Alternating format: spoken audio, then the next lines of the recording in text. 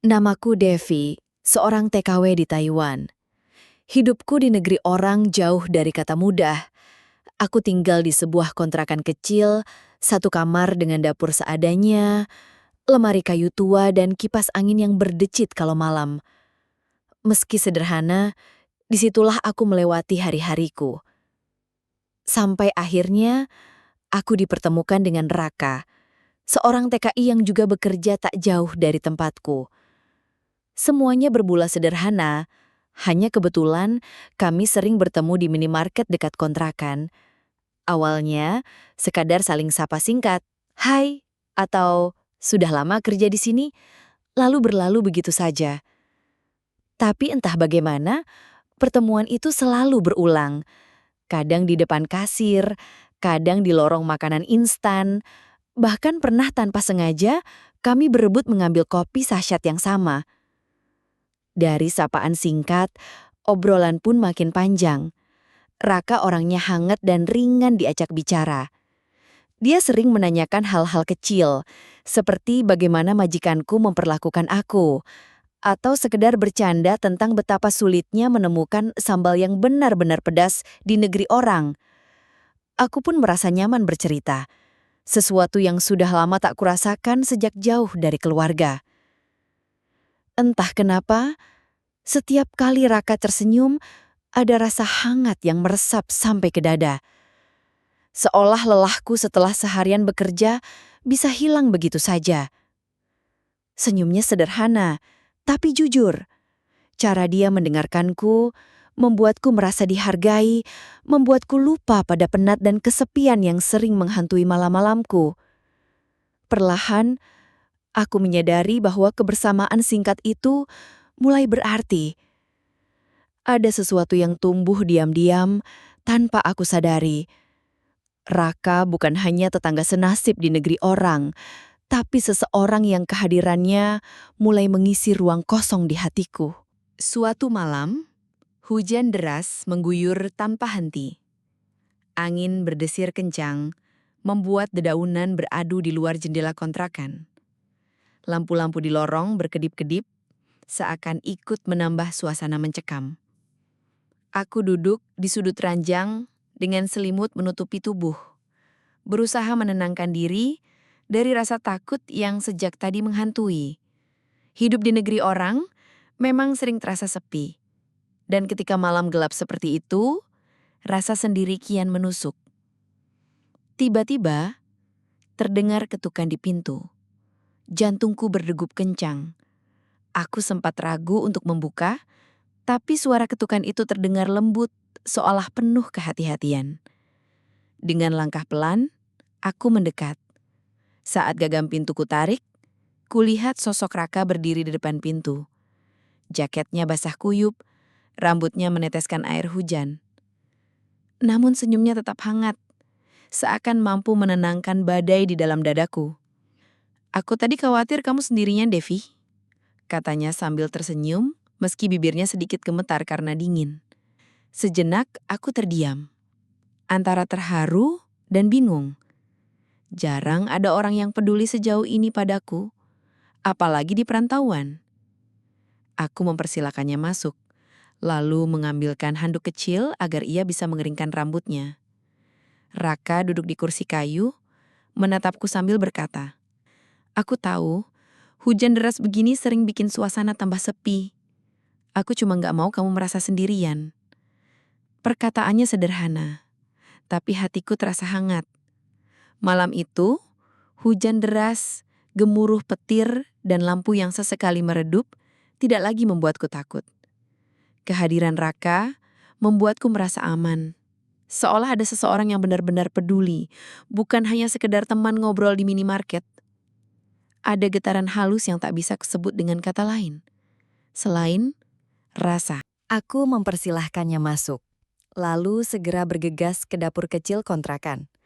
Tanganku sedikit gemetar saat menuang air panas ke dalam cangkir, mencampurnya dengan teh manis.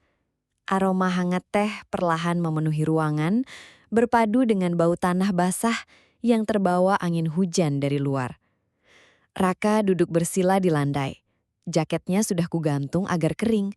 Aku menyerahkan cangkir teh padanya. Minum dulu, biar nggak kedinginan, ucapku pelan. Dia menerima dengan senyum tulus yang entah kenapa membuat dadaku semakin berdebar. Suasana hening sejenak. Hanya suara hujan deras di luar jendela yang menjadi musik latar malam itu.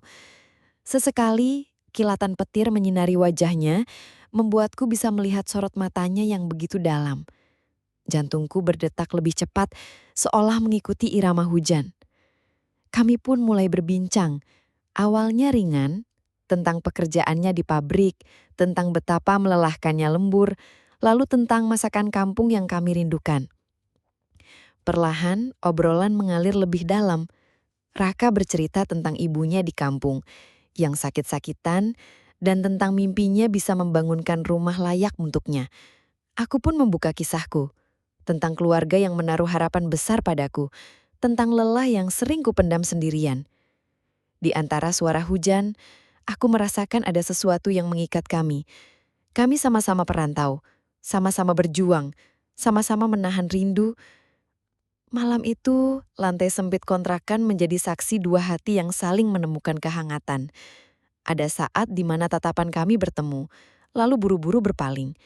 Tapi jujur, aku tahu, ada getaran yang tak bisa dibohongi. Raka bukan sekedar teman sesama TKI. Ia mulai menjadi sosok yang hadir di ruang-ruang kosong hatiku. Raka menatapku lama, seakan matanya menyelami bagian terdalam dari hatiku. Tatapan itu membuatku gugup, tapi sekaligus hangat. Lalu dengan suara pelan, hampir berbisik, ia berkata, "Dev, aku nggak tahu kenapa, tapi aku selalu merasa tenang kalau dekat kamu." Ucapannya membuat nafasku tercekat. Ada rasa aneh yang menyelinap, antara bahagia sekaligus takut. Aku hanya mampu menunduk, mencoba menyembunyikan pipi yang memanas. Namun dalam hati, aku diam-diam berharap, semoga pandangan itu tidak pernah lepas dariku.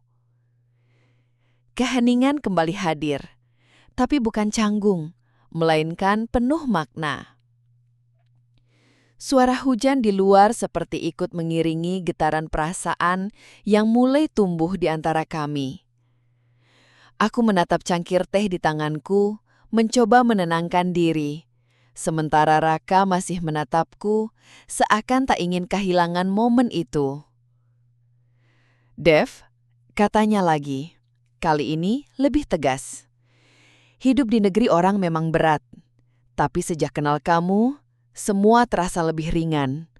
Aku nggak tahu apakah aku berlebihan, tapi aku ingin kamu tahu, kehadiranmu berarti buatku."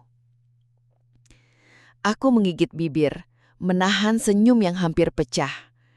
Hati ini ingin sekali menjawab, ingin mengungkapkan bahwa aku pun merasakan hal yang sama. Tapi yang keluar dari mulutku hanya kalimat lirih. "Aku juga merasa begitu, Rak." Sejak malam itu, ada sesuatu yang berubah.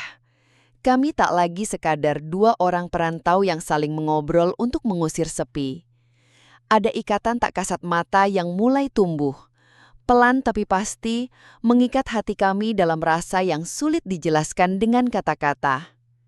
Hujan kian deras, menimpa atap seng kontrakan hingga menimbulkan suara gemuruh yang menutupi segalanya. Malam itu, seakan dunia mengecil, menyisakan hanya aku dan Raka di dalam ruang sempit ini. Tanpa banyak kata, ia perlahan meraih tanganku. Hangat sekali. Sentuhan itu membuat jantungku berdegup lebih cepat, tapi anehnya, aku tidak ingin melepaskannya. Aku menatapnya sesaat, lalu menunduk, mencoba menyembunyikan rasa malu. Namun, genggaman itu justru kupererat. Ada getaran halus yang berambat dari kulit ke hati, sebuah sinyal yang sulit diterjemahkan dengan kata-kata. Kami hanya terdiam, membiarkan hujan menjadi saksi bisu dari sebuah rasa yang tumbuh di antara dua orang perantau yang sama-sama merindu. Dalam hatiku, aku sadar betul, hubungan ini penuh risiko. Sesama TKI yang tinggal berdekatan, sekali saja ada yang tahu, gosip akan menyebar lebih cepat dari angin. Aku membayangkan cibiran orang, pandangan sinis, dan semua kemungkinan buruk yang bisa meruntuhkan perasaan ini. Tapi, di sisi lain, saat menatap mata Raka, semua kekhawatiran itu mendadak mengecil. "Dev," bisiknya pelan, "aku nggak janji bisa kasih dunia, tapi aku janji akan selalu ada buat kamu."